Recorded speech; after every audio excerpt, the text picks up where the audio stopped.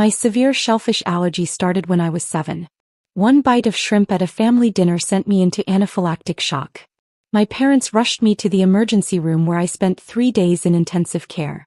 The allergist who saved my life, Dr. Sandra Park, became my doctor for the next 20 years. She documented everything: the severity of my reactions, the multiple hospitalizations, the constant threat. Your daughter has one of the most severe shellfish allergies I've documented in 30 years of practice, Dr. Park told my parents when I was 8. Cross-contamination alone could kill her. She needs to carry 2 EpiPens at all times. My parents understood. For a few years anyway. My older brother James was different. 3 years older, pre-med track at a prestigious university, destined for medical greatness according to our parents. He was the golden child. I was the problem child with the inconvenient medical condition that disrupted family dinners and vacation plans. We can't go to that seafood restaurant because of Emily, Mom would sigh. Emily's allergy ruins everything, Dad would add. James absorbed their resentment and amplified it. By the time he was in medical school, he'd decided my allergy was psychological. Most food allergies are psychosomatic, he'd announce at family gatherings. The mind creates the symptoms. I stopped arguing. I'd learned that lesson early. What my family didn't know was that I'd built something extraordinary while they dismissed me. After my 3rd hospitalization at age 16, I became obsessed with allergy research. I taught myself biochemistry, immunology, molecular biology. I started a blog about living with severe allergies that grew into a nonprofit organization. By 22, I'd founded the Anderson Foundation for Allergy Research. We started small. A $50,000 grant here, a $100,000 research partnership there. I kept my foundation work completely separate from my family. They thought I worked as a project coordinator at some nonprofit they'd never bothered to learn the name of. They had no idea that by age 28, my foundation had distributed over $180 million in research grants to 17 countries. We funded breakthrough studies in immunotherapy, emergency response protocols, and life-saving interventions. Major hospitals competed for our grants. Research institutions courted our partnerships. One of our largest partnerships was with Mercy General Hospital's Department of Allergy and Immunology, a 5-year, $12 million research grant studying novel treatments for severe anaphylaxis.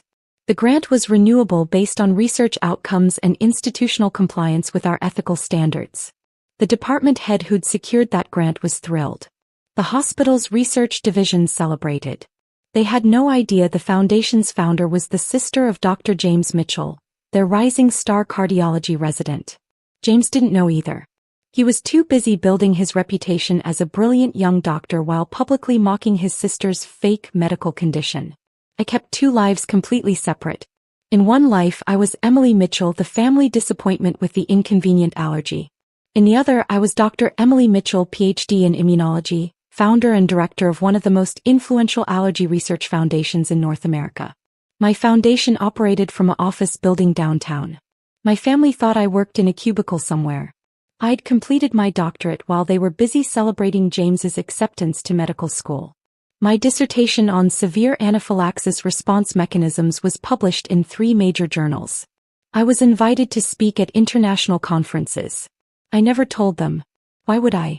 They'd made it clear my health condition was an embarrassment, an inconvenience, something to be hidden or overcome. The foundation grew. We established partnerships with 12 major research hospitals. We funded clinical trials that saved lives. Pharmaceutical companies sought our endorsement. Medical schools taught protocols we'd helped develop. And through it all I carried 2 EpiPens everywhere. My severe allergy wasn't fake, wasn't psychosomatic, wasn't something I could think away. It was documented by 14 years of medical records, confirmed by multiple allergists, validated by immunological testing that showed off-the-chart IgA antibodies to shellfish proteins. Dr. Park retired when I was 25, but she handed my care to Dr. Kevin Park, her son and an equally respected allergist. He continued documenting my condition, updating my emergency protocols, ensuring I had the latest epinephrine formulations. Your family doesn't understand, do they?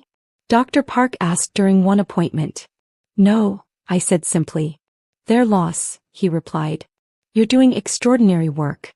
The research protocols your foundation funded saved 3 lives last month alone. I smiled. That was enough.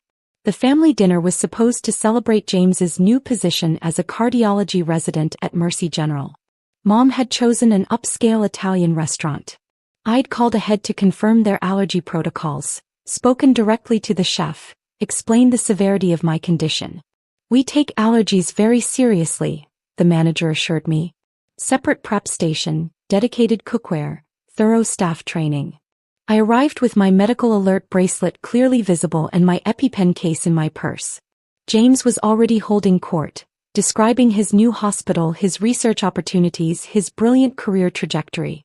Mercy General is doing groundbreaking work in cardiac immunology, he announced. We just secured major research funding.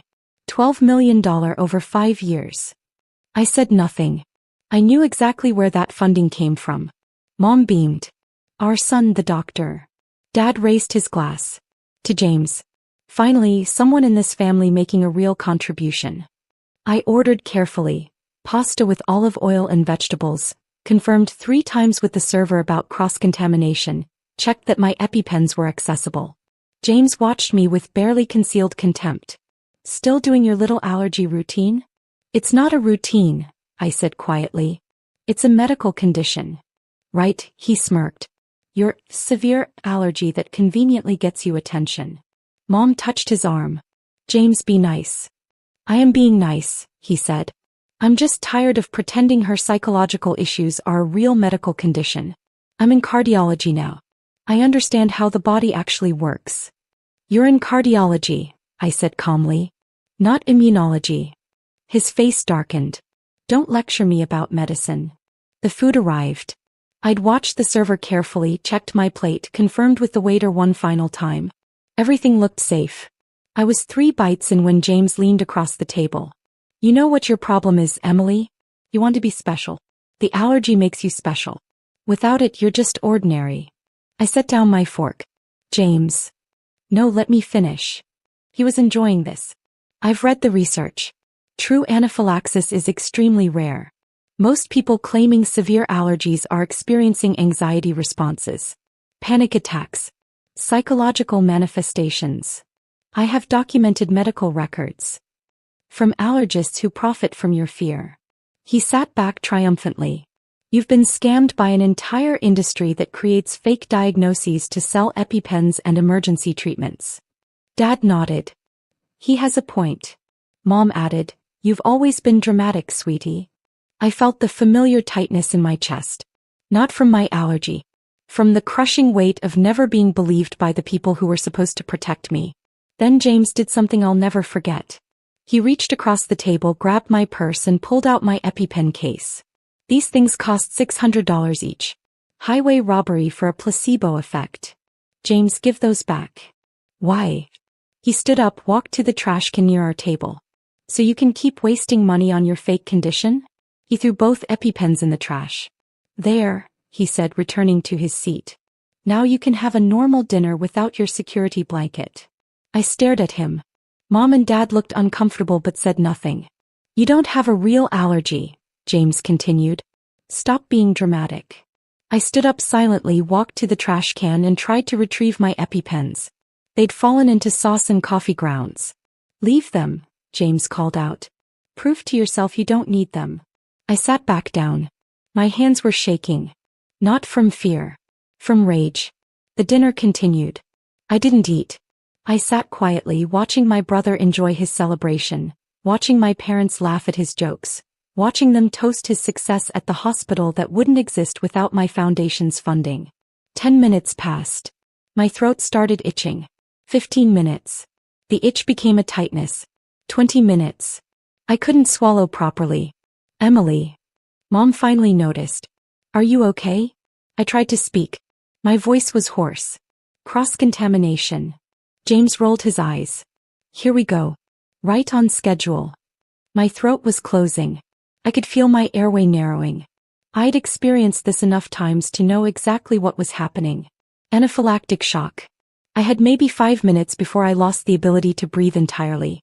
I grabbed my phone with shaking hands. My vision was starting to blur. I pulled up my emergency contacts and texted Dr. Park. Anaphylaxis. Bella Roma Restaurant. 2847 Oak Street. EpiPens destroyed. Need immediate help. Then I pulled up another contact. Marcus Chin, my foundation's director of grant management. I typed slowly, each word deliberate. Withdraw all funding from Mercy General Hospital. Dr. James Mitchell is the reason. Execute immediately. I hit send. My throat was nearly closed now. I couldn't speak. I pointed at my throat, trying to signal that I needed help. James laughed. She's really committed to this performance. Dad looked uncertain. James, maybe. Dad, I'm a doctor. That's not a real allergic reaction. That's a panic attack. Watch. She'll recover in a few minutes once she gets enough attention. My vision was darkening at the edges. I slumped forward. Emily. Mom's voice sounded far away. The restaurant manager appeared. I called 911. Ambulance is 2 minutes away. That's not necessary, James started to say. Then Dr. Park burst through the restaurant door, emergency medical kit in hand. He'd been having dinner 3 blocks away when he got my text. He took one look at me and jammed an EpiPen into my thigh. Then another. Then he started barking orders at the restaurant staff about oxygen and keeping my airway open. How long since exposure? He demanded. 20 minutes, the manager said. We're so sorry. There must have been cross-contamination in her EpiPens? Dr. Park interrupted. Her brother threw them away, a server said quietly. About 25 minutes ago. Dr. Park's head snapped toward James. His expression was pure ice. You did what? James stood up. I'm a doctor. I made a medical judgment that her allergy is. You're a cardiology resident. Dr. Park cut him off. I'm a board-certified allergist with 20 years of experience. I've treated Emily since she was 7. I have 14 years of documented evidence of severe IG-mediated anaphylaxis. You threw away life-saving medication based on your arrogant ignorance. The ambulance arrived. Paramedics loaded me onto a stretcher. Dr. Park went with me, continuing epinephrine treatments, monitoring my vitals. As they wheeled me out, I heard James trying to explain himself to our parents. I heard the restaurant manager asking if charges should be filed. I heard the server who'd witnessed everything saying, he threw away her medication and laughed about it. In the ambulance, Dr. Park held my hand. You're going to be fine. Your foundation saved my career, you know. That research grant for novel epinephrine delivery systems changed everything. I managed a weak smile. Your brother works at Mercy General? He asked. I nodded. The hospital with your foundation's $12 million grant? I nodded again. Dr. Park's expression changed. Oh, this is going to be interesting. I spent 6 hours in the emergency room. By midnight I was stable, moved to observation and checking my phone. Marcus had executed flawlessly. I had 47 messages. The first was from Marcus. All funding withdrawn per your instruction. Mercy General's grants department contacted me within 15 minutes. I referred them to legal. Department Chairman Dr. Robert Sullivan has called 7 times. Hospital President has called twice. They want an emergency meeting. The second wave of messages was from the hospital. Increasingly desperate emails from the research division, from Dr. Sullivan, from hospital administration. They wanted to know why. They wanted to negotiate. They wanted to understand what had gone wrong. I didn't respond to any of them. The third wave started around 11 p.m. James's department chairman had clearly connected the dots. Dr. Sullivan had called James 7 times. The messages to me started around 11:30 p.m. James, Emily, there's some problem with the hospital's research funding. Do you know anything about this? James, the foundation withdrawing funding is named Anderson Foundation. That's your last name. Is this a coincidence? James, Emily, answer your phone. James, what did you do? James, call me now. I set my phone down and closed my eyes. Dr. Park had given me strong antihistamines.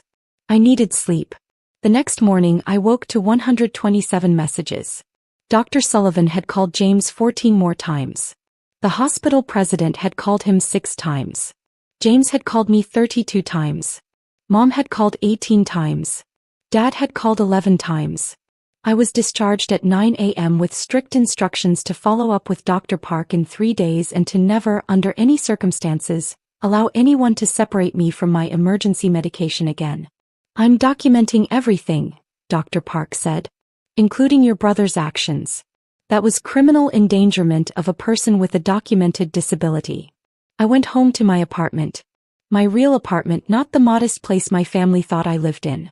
1,500 square feet, downtown high-rise, floor-to-ceiling windows overlooking the city. My phone wouldn't stop ringing. Finally, at 2 p.m. I answered. It was James. "What the hell did you do?" he screamed. "The hospital lost $12 million in funding. My department chairman is threatening my position. They're saying it's because of me." "It is because of you," I said calmly. "What are you talking about?" "The Anderson Foundation for Allergy Research. I founded it 11 years ago. I'm the director. That $12 million grant you were so proud of at dinner? That was my foundation's money. Mercy General was doing excellent work. Until last night." Silence. "You're lying," James finally said. Dr. Emily Mitchell, Ph.D. in immunology from Stanford. Published researcher. Foundation director. You can verify everything online. My dissertation was on severe anaphylaxis response mechanisms. The condition you claimed was fake while I was literally dying in front of you. That's impossible. You work at some nonprofit. I work at My nonprofit. The one that's funded breakthrough research at 17 institutions across 12 countries.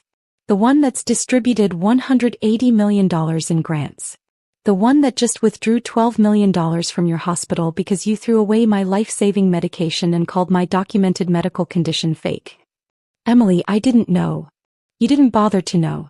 You decided 14 years of medical documentation, multiple hospitalizations, and severe IG-mediated anaphylaxis was psychosomatic, because it was convenient for you. Because believing me was inconvenient. The hospital needs that funding.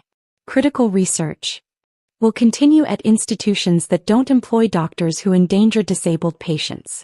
Dr. Sullivan received my full report this morning. Every detail of what you did. How you threw away FDA-approved emergency medication for a documented severe allergy. How you prevented me from retrieving it. How you mocked me while I went into anaphylactic shock. You're going to ruin my career over a misunderstanding. I'm going to protect future patients from a doctor who thinks he knows better than 14 years of specialist documentation. Your arrogance nearly killed me, James. It could kill someone else. He was breathing hard. Mom and Dad already received copies of my medical records, Dr. Park's incident report, and the restaurant's security footage. They're watching you throw my EpiPens in the trash right now. Emily, please. The Foundation's board meets next week to discuss permanent funding reallocation. Mercy General had a 5-year renewable grant. That renewal is now impossible. They'll need to find $12 million elsewhere. They'll fire me. That's between you and your employers. My concern is ensuring research funding goes to institutions that maintain ethical standards and employ physicians who respect documented medical conditions. I'll apologize. I'll make it right. You threw away my medication and laughed while I was dying. There's no making that right. There's only consequences. I hung up. The next 72 hours were chaos for James. Order for me. Dr. Sullivan placed James on administrative leave pending investigation. The hospital's legal team reviewed the incident. The restaurant's security footage was crystal clear. James taking my EpiPens, throwing them away, refusing to retrieve them, mocking my visible allergic reaction. Dr. Park filed a formal complaint with the state medical board. Deliberate endangerment of a patient with a known, documented, severe medical condition by a family member who is also a licensed physician. The medical board opened an investigation. Mercy General's research division scrambled to find replacement funding. $12 million doesn't materialize overnight. 3 major studies were suspended. 4 research positions were terminated.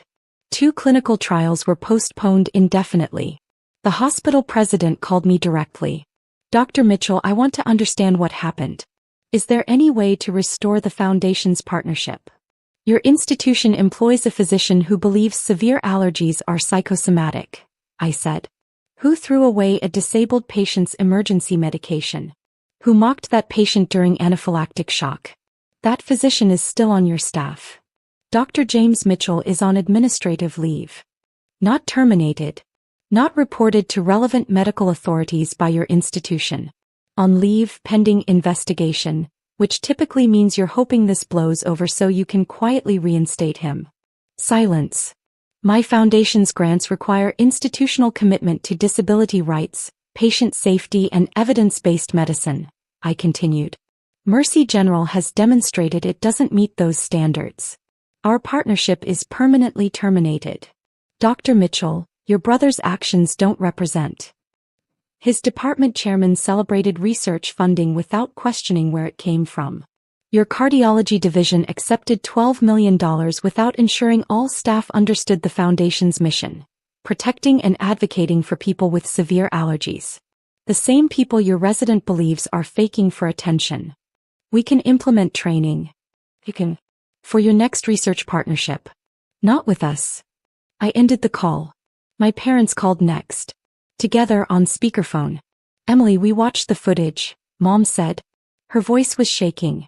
We had no idea. You had 14 years of medical records. Multiple hospitalizations. Explicit instructions from allergists. You chose not to know because knowing was inconvenient.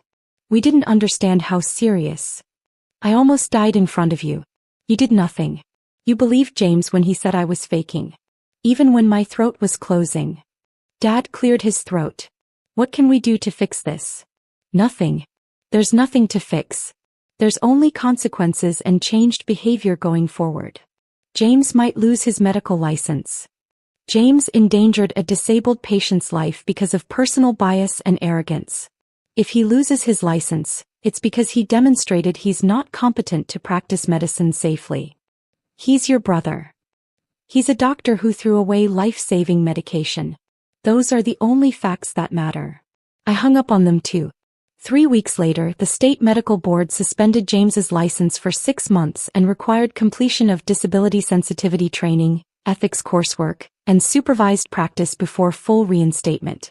Mercy General quietly asked for his resignation. Bad publicity. Liability concerns. Lost research funding. He was toxic. Dr. Sullivan retired early. He'd been the one to bring James onto staff, had vouched for him, had celebrated his hire. The $12 million loss happened on his watch. The hospital's research division rebuilt slowly. They found partial replacement funding from 3 smaller foundations. Not $12 million. Not even close. But enough to continue some work. My foundation redirected that $12 million to Children's Hospital 3 miles away. Their allergy and immunology department had been underfunded for years. They nearly cried when I called with the grant offer. We can expand our emergency response training, their department head said. Update our protocols. Save so many lives. That's exactly what the money is for, I replied. James called me once more 6 weeks after the incident. I lost everything because of you. No, I said. You lost everything because you endangered someone's life based on your arrogant assumption that you knew better than specialists who documented a condition for 14 years. I'm just the person who had the resources to ensure there were consequences. I'm your brother. You were my brother. You stopped being my brother when you threw away my medication and laughed while I was dying. Mom and Dad won't talk to me. Mom and Dad watched security footage of you committing a criminal act. They're processing that their golden child nearly killed their daughter. Where do we go from here? I don't know where you go. I'm going back to work. My foundation just funded 3 new research initiatives in pediatric allergy care. We're opening an emergency response training center. We're developing better epinephrine delivery systems. We're saving lives. And me. You're living with the consequences of your choices. Just like I've lived with a severe medical condition you refused to believe was real. I hung up for the last time. 6 months after that dinner, I was invited to speak at the International Allergy and Immunology Conference in Geneva. My foundation's work on emergency response protocols had been adopted by 12 countries. The research we'd funded had led to 3 breakthrough treatments currently in clinical trials. Dr. Park came with me. We presented together. The doctor who'd saved my life multiple times and the patient who'd turned her condition into a mission. Severe allergies aren't psychological, I told the audience of 3,000 medical professionals. They're not dramatic. They're not attention-seeking. They're documented, measurable, life-threatening medical conditions. When medical professionals dismiss these conditions, they endanger lives. The presentation included the security footage from the restaurant. I'd gotten permission from the restaurant's management. The audience watched in horrified silence as James threw away my EpiPens, mocked my reaction, refused to help. "This physician is my brother," I said. "He's also a doctor who believed personal bias over 14 years of documented evidence. His license was suspended. The hospital lost research funding. These are appropriate consequences for endangering a patient's life." Standing ovation. 3 minutes long. After the presentation, I was approached by 2 hospital directors, 1 pharmaceutical CEO, and 7 research scientists. They wanted to collaborate. They wanted to fund. They wanted to learn. I said yes to all of them. That evening, I had dinner with Dr. Park and 5 international colleagues at a restaurant with exceptional allergy protocols. I carried my EpiPens in a case that never left my side. The chef came out personally to confirm ingredients. My phone buzzed. "James." I declined the call. "Family?" Dr. Park asked. "Former family," I said. "I have a new family now. People who believe me. Who protect me. Who understand that severe medical conditions aren't negotiable or dismissible." Dr. Park raised his glass. "To chosen family." "To chosen family," I echoed. My phone buzzed again. This time it was Marcus. Foundation Bank just confirmed. $47 million in new grants approved for next fiscal year. Children's Hospital program is changing lives. 3 more institutions requesting partnerships. I smiled and texted back, "Approve them all. We have work to do." Because at the end of the day, I didn't need my brother's belief. I didn't need my parents' validation. I had 14 years of medical documentation, a PhD in immunology, a foundation that had distributed $227 million in research funding, and a mission that saved lives every single day. James threw away my EpiPens thinking he was proving a point. Instead, he proved mine. That consequences are real, that documentation matters, and that dismissing someone's medical condition can cost you everything. His hospital lost $12 million. He lost his license, his position, and his family's respect. I lost nothing I wasn't better off without. And somewhere, in a research lab funded by my foundation, scientists were developing treatments that would save the next person whose family didn't believe them. That was enough. That was everything.